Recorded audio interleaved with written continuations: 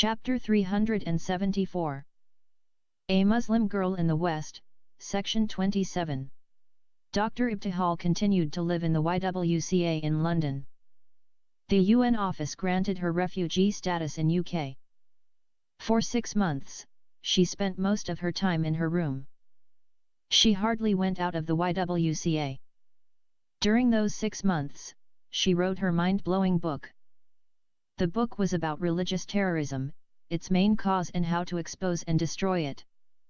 This book later on became the most controversial book ever written in human history. She approached many publishing companies, but no one was prepared to risk his life and the lives of his children and publish such a daring book. When every publishing company refused to publish her book, Dr. Ibtihal found in the internet a company in the USA that does self-publishing. She corresponded with that company for some time. The company agreed to publish her book, but she would be responsible for every word written in it. Dr. Ibtihal signed the contract with the company and agreed to bear and face any consequences that might stir up from the contents of her book. As soon as her book came out, thousands of people purchased it online from the internet. From day one, the book was deemed as a direct attack on Islam. Every day the number of its purchasers increased. In a week, it was estimated that over 1 million readers had downloaded the book in their computers. The book was considered by New York Times the best-selling book. In the Arab and Muslim world, the book was placed under ban. In countries like Sudan, Pakistan, Afghanistan, Iran, and Saudi Arabia, the government prescribed the death penalty for everyone found with that blasphemous book. Muslims all over the world demanded the book to be pulled out of the internet and should not be sold. In every Arab country, masses of protesters went into the streets and condemned the book and its author.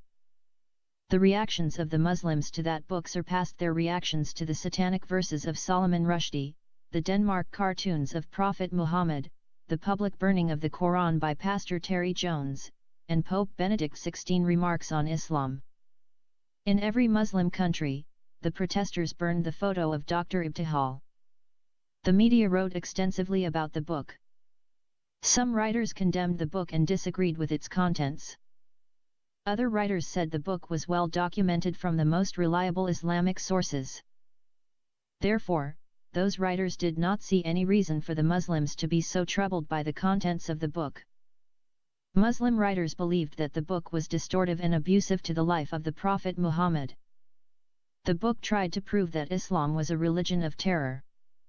It was not the terrorists alone to be blamed in our modern time, but what made them to be terrorists. The teachings of the Quran and the hadiths of the Prophet Muhammad produce terrorists. The book also strived to show that the teachings of Muhammad about women are the tools that Muslim men use to oppress and abuse their women. The Muslim men should not alone be blamed, but the beliefs that give them absolute rights to abuse their women should be held responsible. The book demonstrated that the Prophet Muhammad's behavior when he claimed that the angel Gabriel appeared to him in the mountain cave resembled the behavior of a person possessed by demons.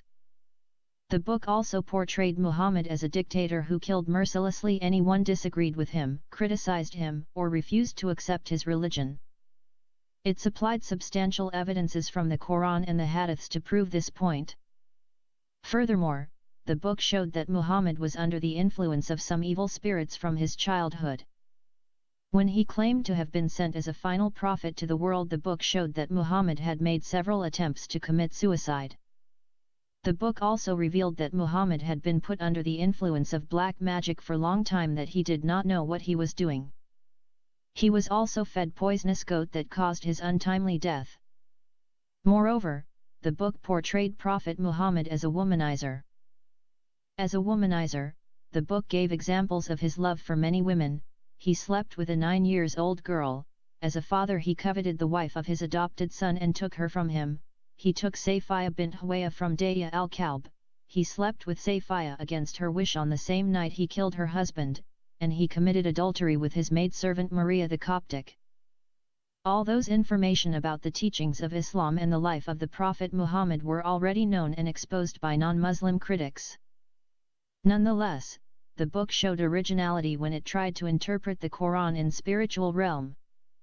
Dr. Ibtihal wanted to prove in her book that the power of the Quran lies in its spiritual influence. She understood that the Quran as a book lacked any claim to masterly work. It was a repetitive book, lacked honesty and historical authenticity, lacked chronological order, full of contradictions, full of confusions, and full of plagiarisms. The author of the Quran confused many historical stories and events.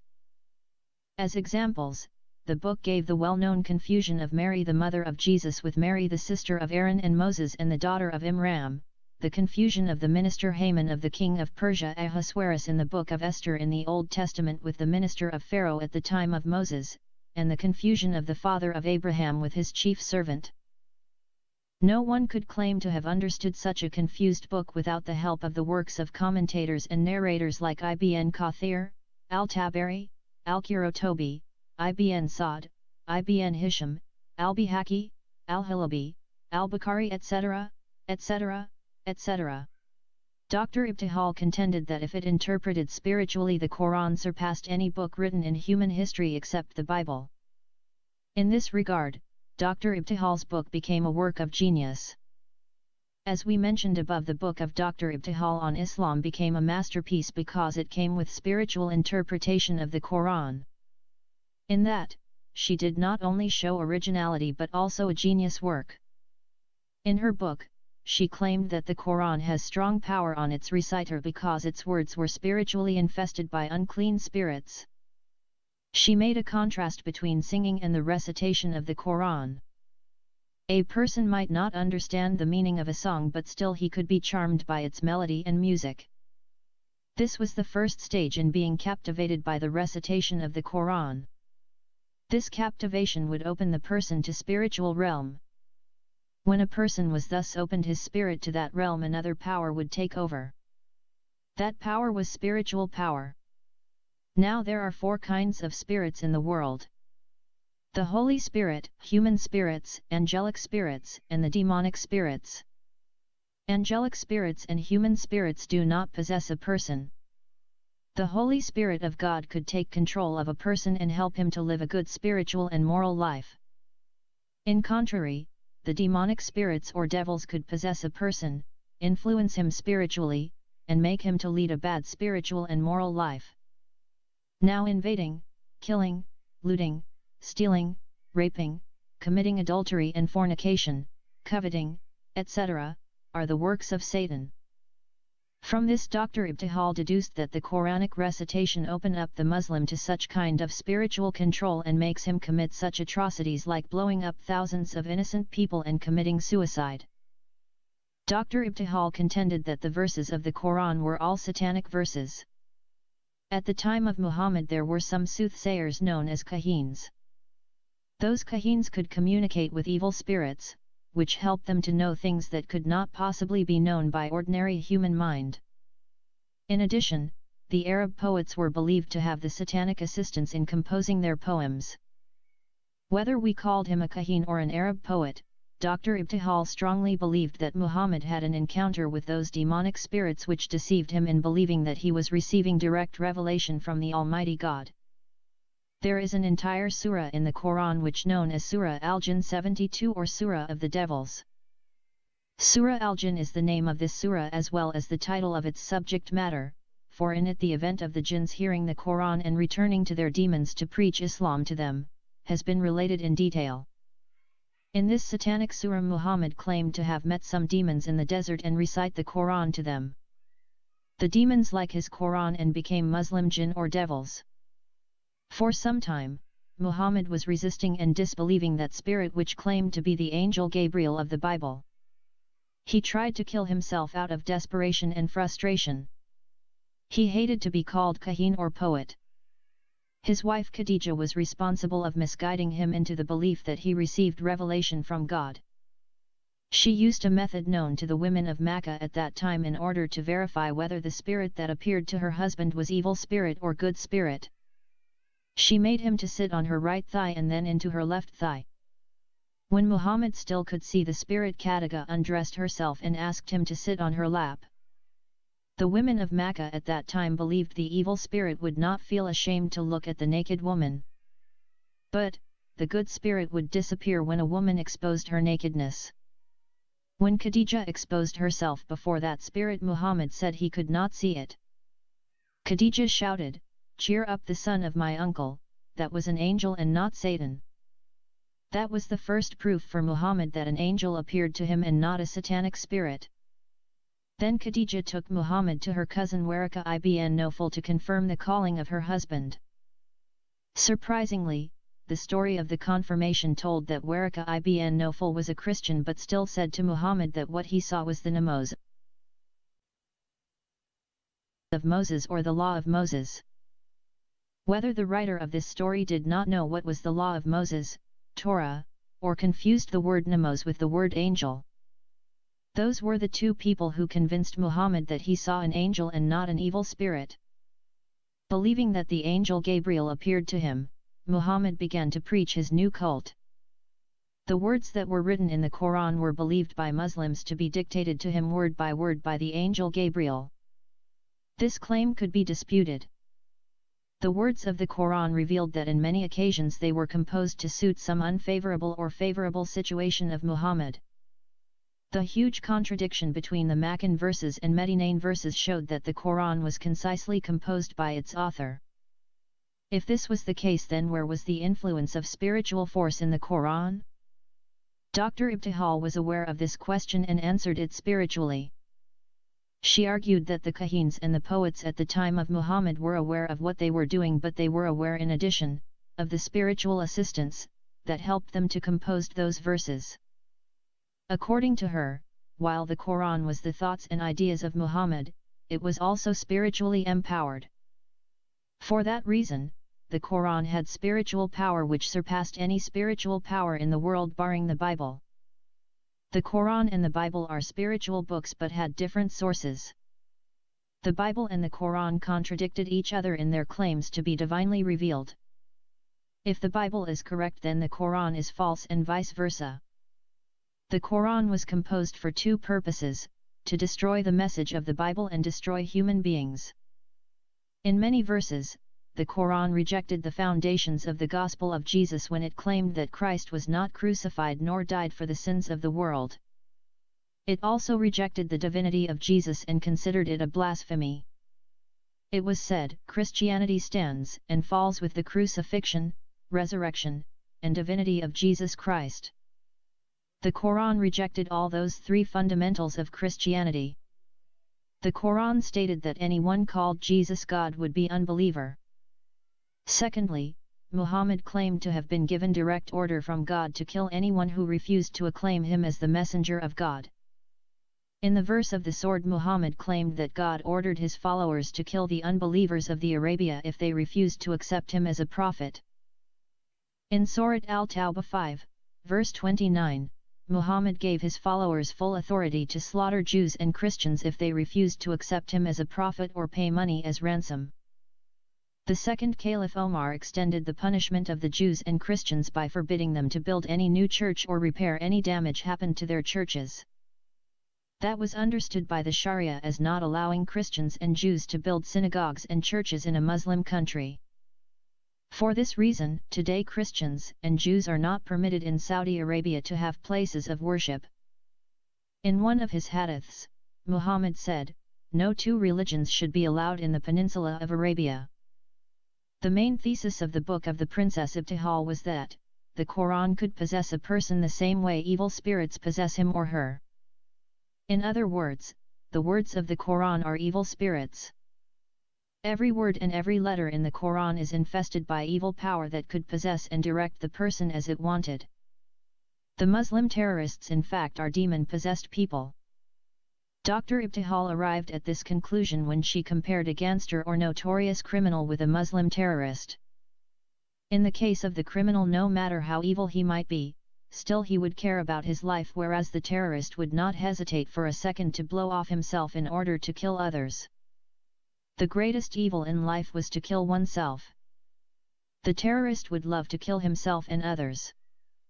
The terrorist would love to do the work of Satan because he was possessed and controlled by Satan. Jesus Christ said about Satan, "He comes to steal, kill, and destroy." Muhammad believed that God commanded him to slay anyone who refused to bear witness that he is the messenger of God and willingly or unwillingly becomes Muslim. And if he or she renounces Islam, he or she must be killed as an apostate. Furthermore, the dead body of the apostate should not be buried, but burned to ashes. The Quran is a poetical book and could be put into tune. The recitation of the Quran is nothing but chanting and invoking those evil spirits that controlled every letter and word of it. It is not allowed to translate the Quran in any language. Dr. Ibtihal understood why this restriction was imposed only in the Quran.